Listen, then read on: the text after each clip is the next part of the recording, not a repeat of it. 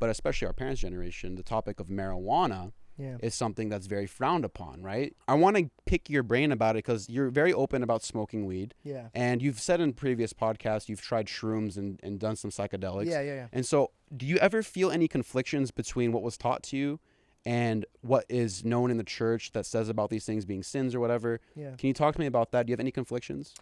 Yeah, so the shroom thing I did when I was a little bit younger and not really focused on who I was. I was in a lost place. It's not something people should dabble in. I also don't recommend them smoking weed. I'm trying to get myself like to not smoke. I smoke way less than I used to. The reason I started smoking marijuana is because I have really bad insomnia. I would go like a few days without sleeping. And so when I would talk to the doctors, they wanted to prescribe me like medication for it. And so I brought it up to my mom and I said, hey, Mom, like I could either smoke weed at night or I take these pills. And my mom was like, you ain't taking pills. And so I told her, I was like, hey, this is something I want to do. And I brought her research because I still needed my parents' permission, even though I'm like 27 at the time. So they didn't like the idea of you smoking No, weed? at first they were like, no. But then when I sat them down and I showed them studies on like how ridiculously more healthy it is than drinking. Mm-hmm. And then your dad has a liquor store. It's a pretty good like comeback, you know what I mean? And even mushrooms, even though I don't want anybody to take it, mushrooms are extremely healthy compared to like alcohol or any of that other stuff. But that was in my dumb stage in life, right? I use that as a medicine for me when my real medicine is God. So if I need to wind down or cool off, I should just read the gospel and get to know my God. So yeah, if kids come up to me and they ask me, should I smoke or drink? I say no. But if you had to choose one underneath the sun, I would say marijuana, only because marijuana is like, now mind you, this is just off of my behavior, right? Because I don't like to look at the world. I like to study myself. When I was drinking, when I was like 21, I only drank like a few times. And I was an idiot, bro. Like I was trying to have sex. I was trying to fight dudes. I understand now why they call it the spirits, because it was just like everything but my spirit. I didn't behave the way I usually behave. But when I smoke, I'm just a little bit paranoid. I overthink a lot of things. But if I had my son dabble in one, I'd rather him smoke than drink. But that's just my perspective. I'd rather my son not do any of it. I see. Yeah. I've never been high till this day. Don't. If you haven't started, don't. I've been offered it, realistically, probably over 30 times. I got you some. Hey, I'm just kidding. I'm like, don't. I'm lighting one 31 times. But I actually read this book called The Samson Syndrome, based off of the character in the Bible book. Samson, best book ever, with the long hair, right? Yeah. And it was a fantastic analogy that summarizes sin perfectly, and I think you would appreciate this. Yeah. So in 1999, there was a man named Daniel Duke, and he went to SeaWorld in Florida, Orlando. And so Daniel Duke waited until SeaWorld was absolutely closed. He hid, and then at night, he went to Shamu's exhibit, took all of his clothes off, folded them nice and neatly, put them by Shamu's exhibit, hopped the fence, and jumped into the water with Shamu. Dang. What do you think happened to Daniel Duke the next morning when they opened SeaWorld? I'm hoping he's just swimming with the fish. He was ripped to shreds. They could barely recognize his face. And it bit his testicles off, too. How big was his testicles that a whale took it out? Wait, he was 27 years old. This don't even add up. You know what I mean? This sounds like a story I hear when somebody's high. Are you messing with me right now? I swear to God. Wait, by the way, hold on. Why did we even get here? I'll tell you why. Okay. Thanks for the lead up. So, how does Shamu bite your nuts off, dog? How does Shamu, like, do you not think about that? Like, so he folded his clothes up. I don't think he was aiming. I think he was just chomping, and he landed. He got somewhere.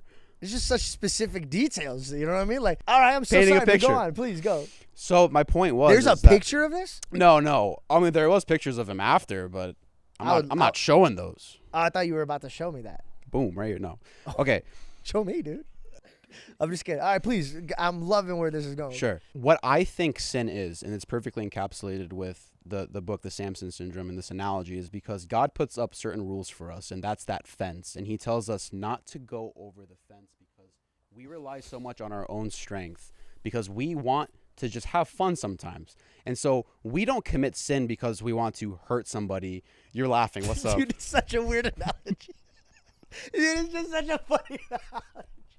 Dude, the build-up is just, I'm picturing some whale chomping on some dude's testicles right now, and you're like, that reminds you. There's so many other. If God, dog, that's so funny, bro. And that's why I think God, dude, even God in heaven was like, where's he going with this, dude? Like, hey, dude, that was so good, bro. Hey, at least somebody listened to that and they're like, you're right, dude. I'm not trying to get shredded into pieces. Dude, it's just the way you detailed him folding the clothes and then jumping over. And then the way you tied it into this biblical man who had strength with long hair. I was just trying to figure out. But dude, that was great. So you hear that, kids? Hey, listen to me. Don't smoke weed. Or a whale's going to come and jump on your nuts, dude. Dude, don't ask me. Ask him, bro. This is his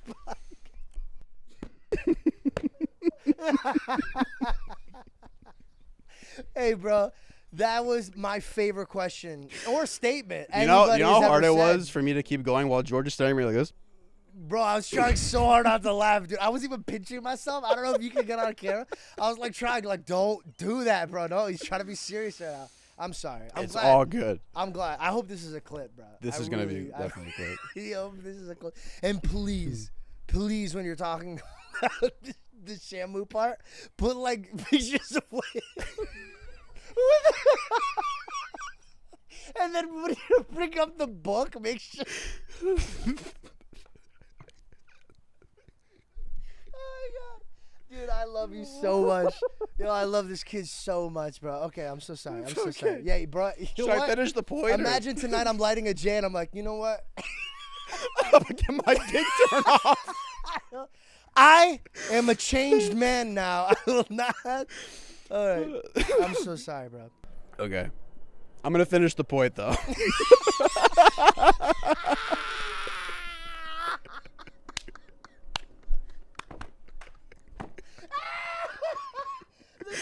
All right. Hey, I'm going to be in the exact position. This is how I know we're different people, because when I read it in the book, I was like, oh, this is fucking great. This explains everything for me. Sorry, go ahead. All right. So the whole analogy of you relying on your own strength, when we commit sin, it's not because we want to have someone harmed or we want to go against God, but it's because of the fact that we just want to experience a little bit of fun. Daniel Duke didn't want to die the next day. He wanted to actually have fun and have a cool story to tell his friends. But we rely on our own strength for when we jump over the fence in life. We want to land on this green grass, this patch right here, because it's something new. And we're like, okay, I did it once, so I can do it again. So you go back to the opposite side again. I'm just looking at him. Yeah? I'm looking at him, Go that way, Tuma. Dude, okay, go. I'm listening. I know you're listening. I'm here, bro. I'm not I'm just making sure. Okay. I've already laughed out, bro. I laughed out. But I get where you're going with this. I like the vibe. Yeah. So basically what I'm saying is that God puts up these rules not because he wants to be a tyrannical dictator saying you can't have fun in life. He's saying, listen, you don't know what's on the opposite side of this fence that could lead you down a path where the beasts get you, and I'm not on the opposite side of this fence. I'm clearly right here. I'm letting you know where I am.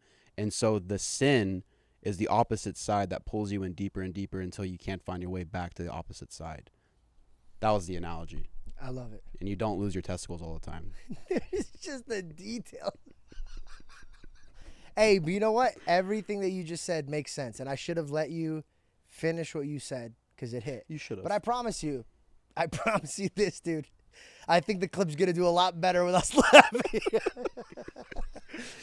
No, I get what you're saying. Basically, God said, I set boundaries. If you cross this line, you're moving away from me. I'm not going to chase you down there. Right. Yeah. Exactly. Nice.